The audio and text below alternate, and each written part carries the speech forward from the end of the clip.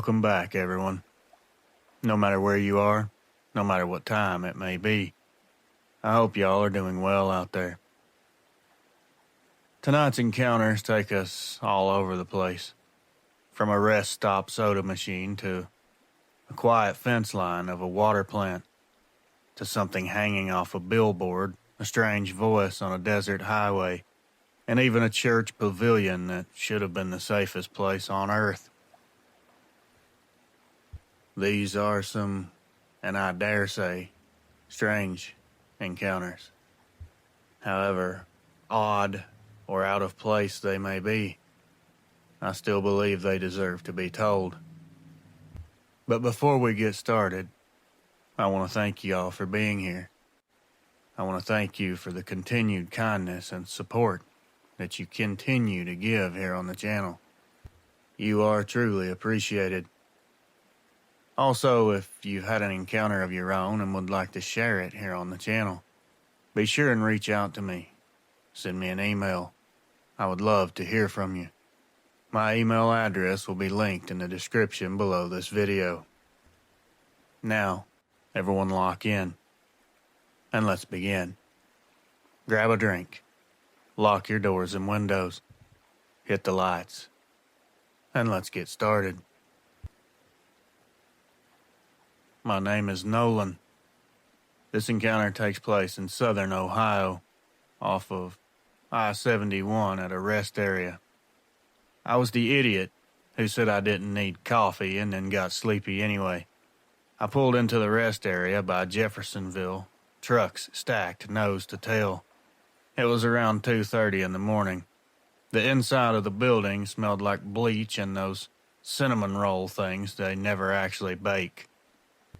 The vending machine ate my quarters, and that's what kept me standing there longer than I'd planned, just staring at the make another selection light blinking like it was making fun of me.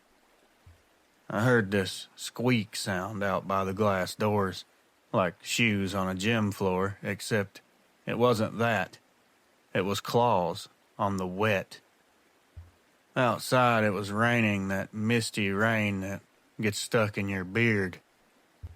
I looked up and saw what I thought was a German Shepherd outside the sliding doors. My brain instantly went, someone's service dog. And then the shape stood. That's the part my head just argues with constantly. It rose up like it was tired of crouching. Its shoulders were higher than the push bar. The motion set off the doors and they slid open, and it just stood in the threshold like it was feeling the warm air from inside. Couple details here because people always ask. The color was dark, not black like a jacket, more like wet bark. Its ears were up, not floppy. The eyes reflected a weird steel blue from the ceiling lights. Not glowing on their own, just throwing the light back. The chest wasn't bodybuilder wide. It looked strong, yeah, but more like a track runner. There was a line of older folks at the bathrooms behind me, and nobody seemed to see it. It leaned forward and touched the glass with the side of its head, like dogs do when they want inside. The doors kept trying to close on its shoulders and then opening again. So it made this soft chuff like it was annoyed.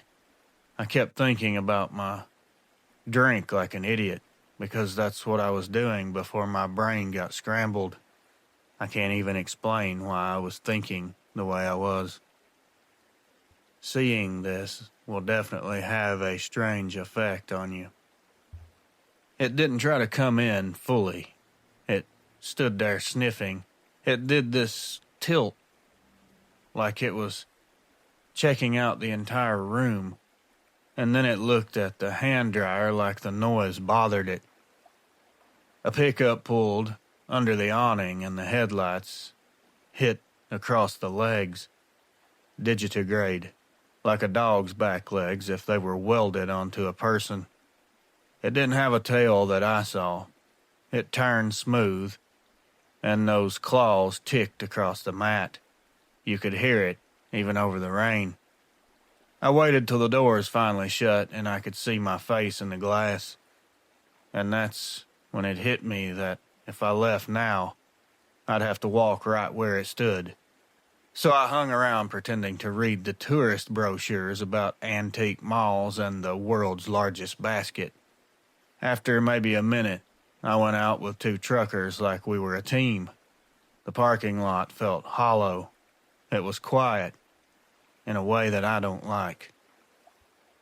When I got back on my drive, a shape ran the ditch 2 car lengths ahead of me for maybe 4 seconds.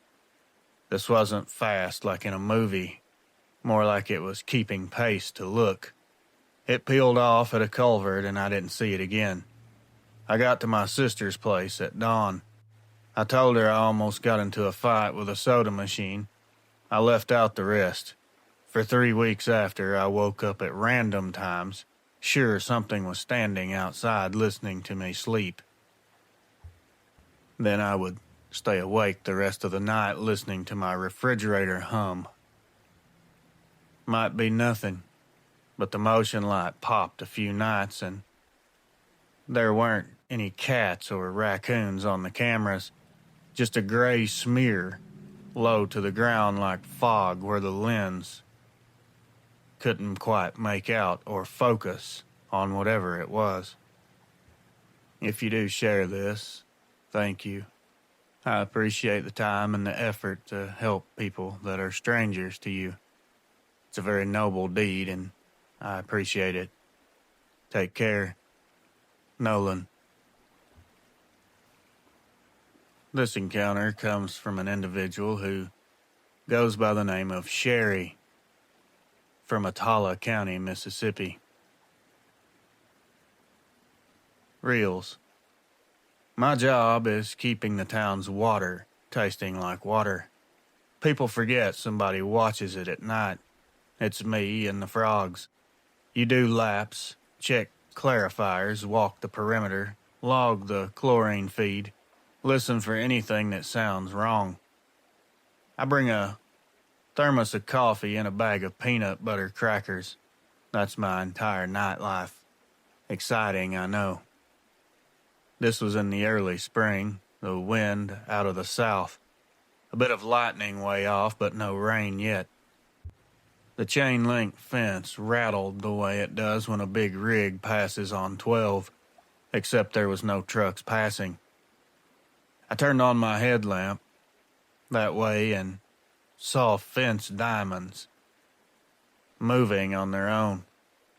I thought raccoon at first. Then I caught a shape lower than the top rail but taller than me. It was bent up against it, pushing its weight. It wasn't climbing. It's more like it was pushing on it, trying to knock it down like you would a door with your shoulder.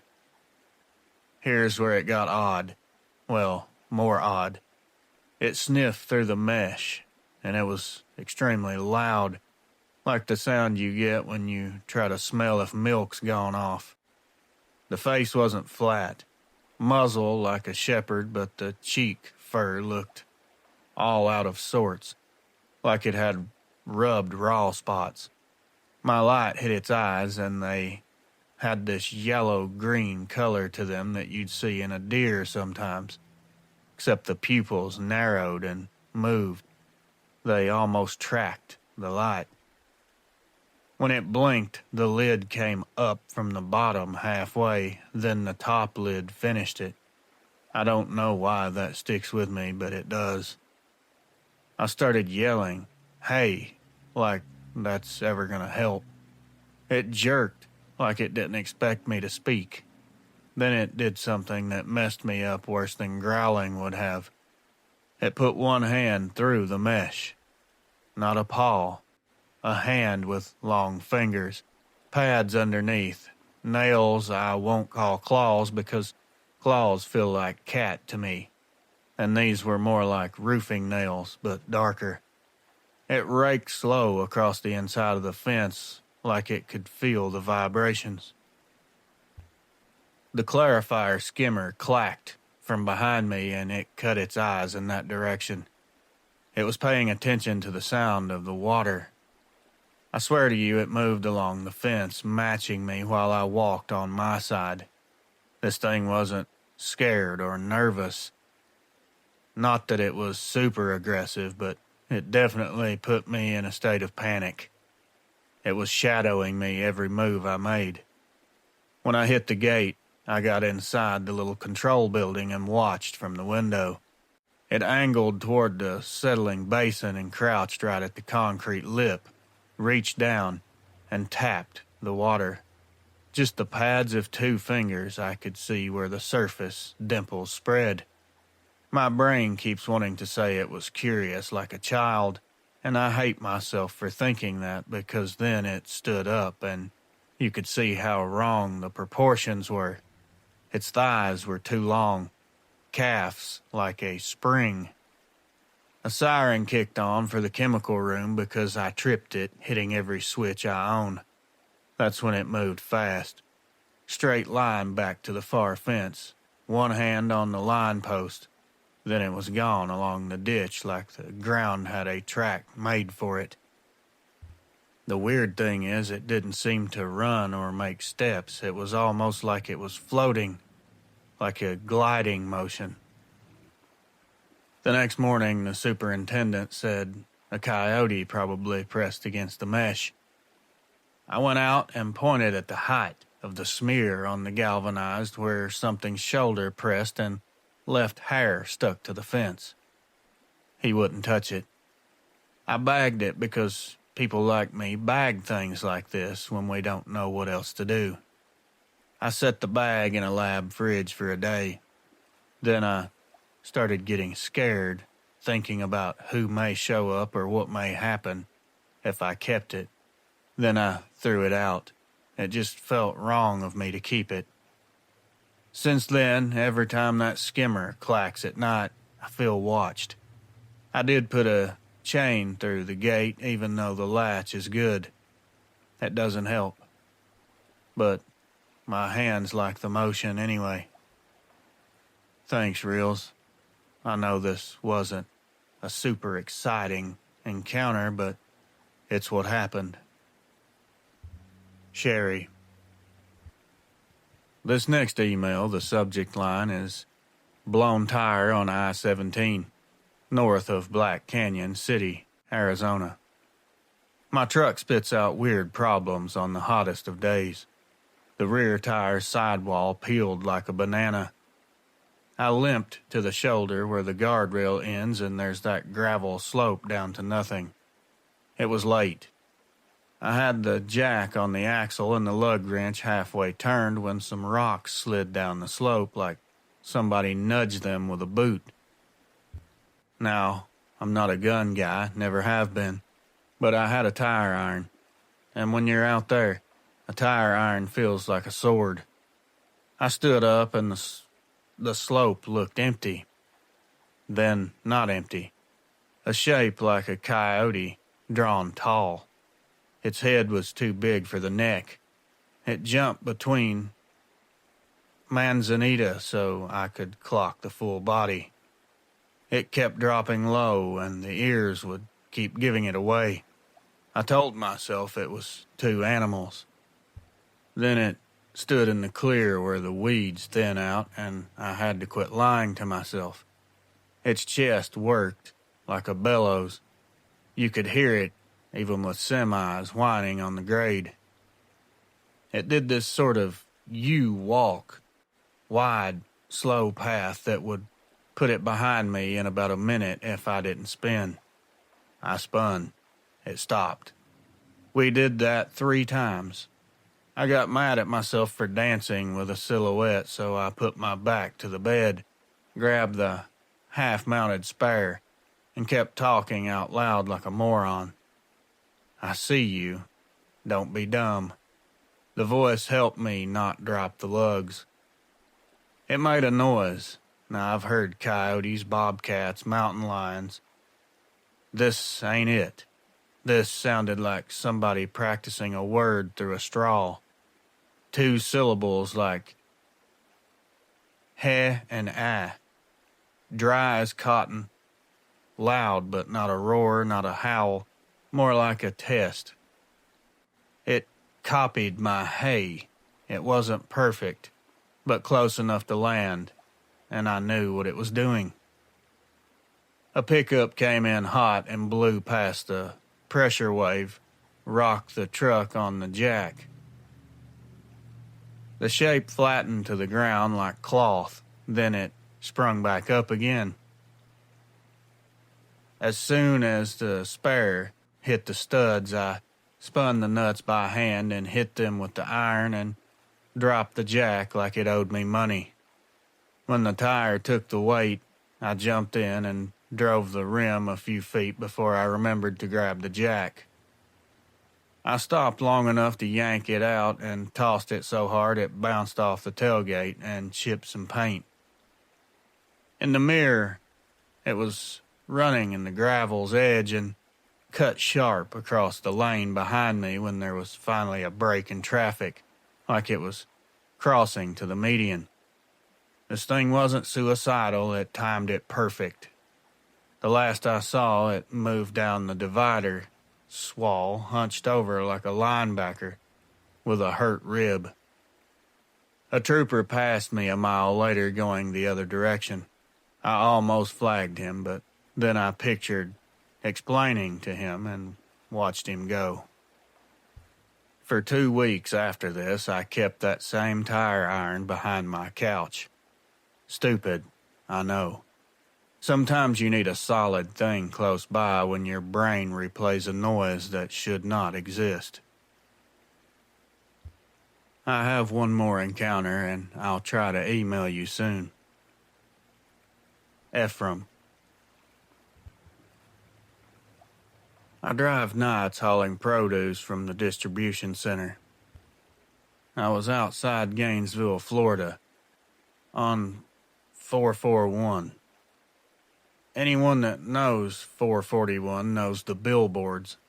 Half of them still advertising fireworks stands that closed before I was born. I pulled over at one of those gravel pull-offs because my trailer strap had worked loose and I didn't want squash rolling everywhere. While I'm down on a knee with my flashlight, I catch movement up at the billboard slope. I had no idea what this was. It looked like it was sniffing at the weeds, so dog is what my brain said. I said, "Hey, pup," but it didn't move like a dog. It was too tall in the chest, and the back end was low like it was crouched but not crouched enough. I know how crazy and weird that description is, but that's what I saw. I shined it. I shouldn't have. The whole face caught the light. That billboard's floodlight hit from behind, too. So for once, I wasn't stuck with a silhouette or a shadow. This thing had a muzzle like a Doberman, but its hair was patchy, not smooth. Its mouth hung open and I could see teeth. And they were too even, like somebody drew them with a ruler. The thing pulled itself up the steel I-beam like it wasn't even trying.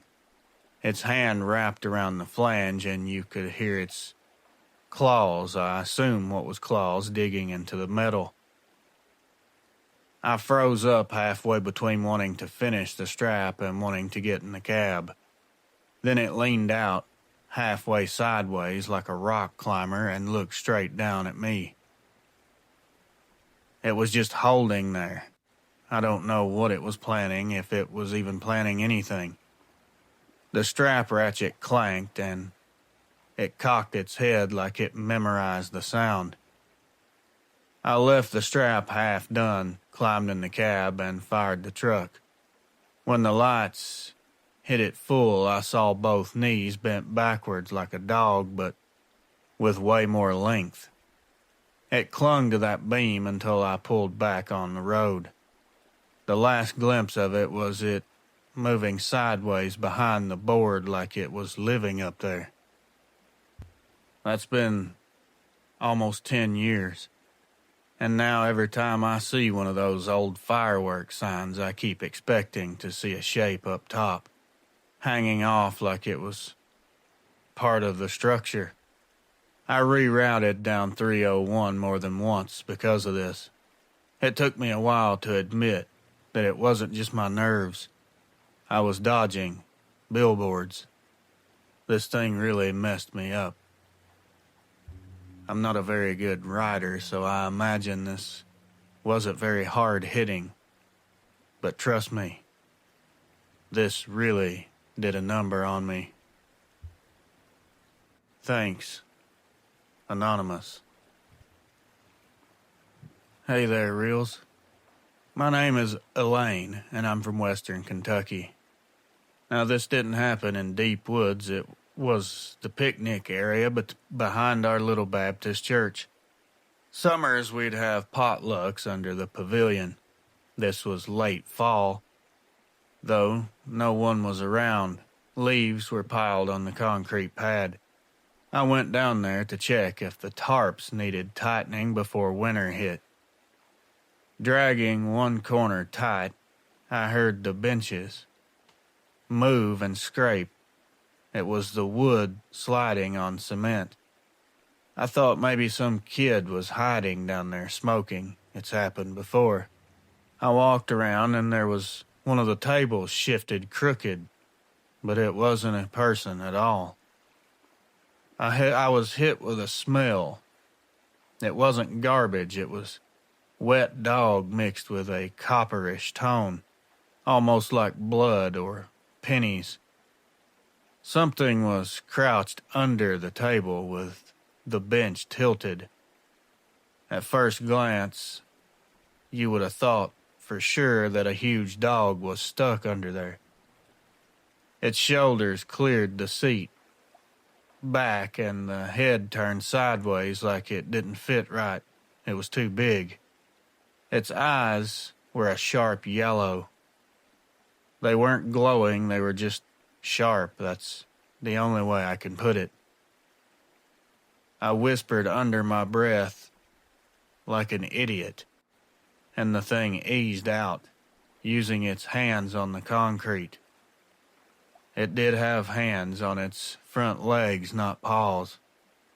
It rose enough that the roof beams of the pavilion made it hunch. You ever see a dog try to stand inside a car? That look? But the arms were long, almost dragging its fingers on the ground. Its muzzle had gray in it like an old animal, though the body was extremely thick. I couldn't move. I kept telling myself, this is the church grounds. This isn't supposed to happen here. It didn't lunge, it brushed one of the posts with its hand, flat palm, then ducked out the back where the leaves were piled up. You could hear them crunch long after I lost sight of this creature. I left the tarp half loose.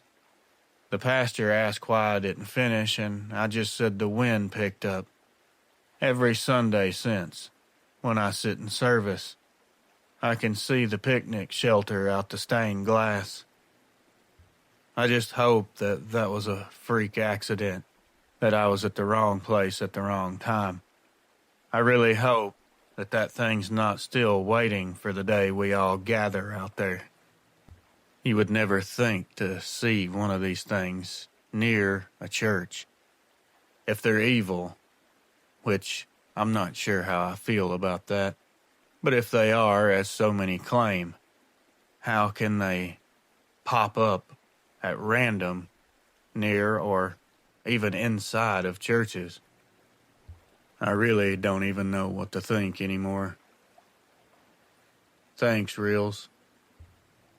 Elaine. Hi, Reels. I don't know where to really start with this, so I'll just jump in. I live outside of Peoria, Illinois, and I work as a night custodian at one of the community colleges here. I actually enjoy my job, and it does pay the bills, so I can't complain. Usually I'll put on your channel through my phone while I'm mopping or emptying trash cans. You make my nights go by much faster. Anyway, this happened back in March of this year. I was driving home from work. It was about 12:30 at night, so it was pretty late. I take a back road because it saves me about 10 minutes of driving. It's mostly farmland on both sides with a couple old barns and a stretch of woods that runs along a creek. I've taken that road so many times. I could drive it half asleep. That night was different though. It had just rained earlier, so the road was slick, and you could smell that damp earth smell. I was about halfway down that stretch when something crossed the road ahead of me. My first thought is obviously just some sort of animal, a deer, but this was something I noticed immediately. It was way too big, and it moved different. It was upright right after it hit the blacktop. It was on all fours before that. As soon as its feet touched the asphalt, it stood up. It wasn't perfectly straight.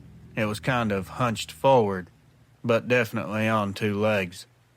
The second it hit the gravel shoulder, it dropped back down on all fours and covered that ditch in 2 bounds, or less. I couldn't believe how fast it was. I still can't get over the speed. What stuck with me was the size. On 2 legs, it had to be a good foot or two taller than me, and I'm 6 foot even.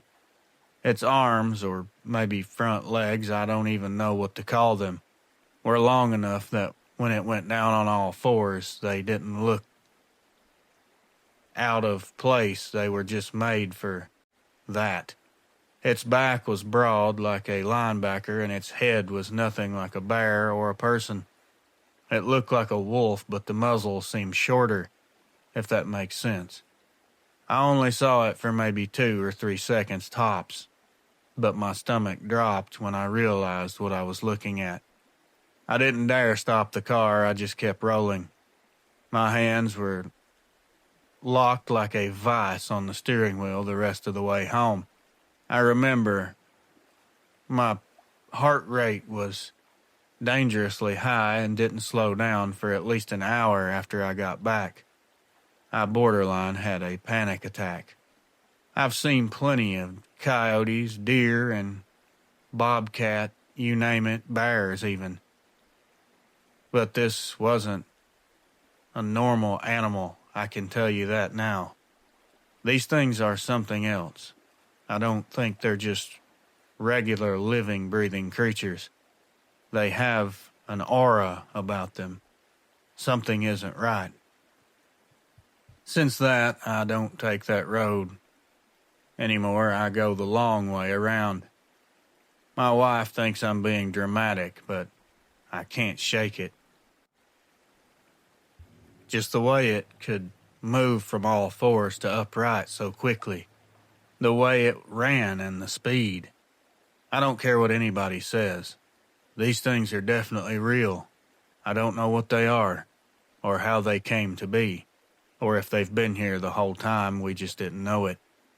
But they are definitely out there. Anyway, I figured I'd share since you always say everyone needs to share to spread to more people. Take care of yourself and keep doing what you're doing. Anonymous. Friends, legends, family. That's gonna wrap it up for tonight's upload. You know, these are all, in my opinion, different reminders that these things don't have rules or they don't stay in the woods. They can turn up anywhere they feel like. I can't stress that enough. I just want to make sure no one out there makes the mistake of thinking that you can't have an encounter just because you're in a city or a populated area. I knew a lot of encounters happen throughout the country, but I had no idea how often that this thing shows itself until I started this channel. The amount of emails I've already read here is just staggering, and the amount that I still have to read yet is even more concerning. Always remember, you are not alone. I'll remind you again, if you've had something happen that you can't explain, send it over to me and let me know. Now, I can't promise any answers, I'm not an expert, but I'll make sure your story gets heard. Be sure and hit the like button, and don't forget to subscribe if you're new here. Drop your comment so I know what you thought. If you're looking for longer videos, compilation style for sleeping, driving, or working, be sure and head over and check out my archives channel. I'll leave a link to that in the description as well, along with my email. Not only do I want to thank you legends for listening, I for sure want to thank all of you that sent in your encounters for this upload. I know from doing it myself it takes a lot of strength and a lot of courage to come forward and share this. You have my appreciation, and most of all, my respect. Thank you. And all of you legends that continue to support the channel through the membership. You guys are awesome, and you do keep this thing moving forward. I can't thank you enough. I'll see you legends in the next one. Everyone stay safe. Take care of yourselves and your family. I love each and every one of you. Until next time, my friends, watch over your loved ones. Keep your head on a swivel. And as always, good night.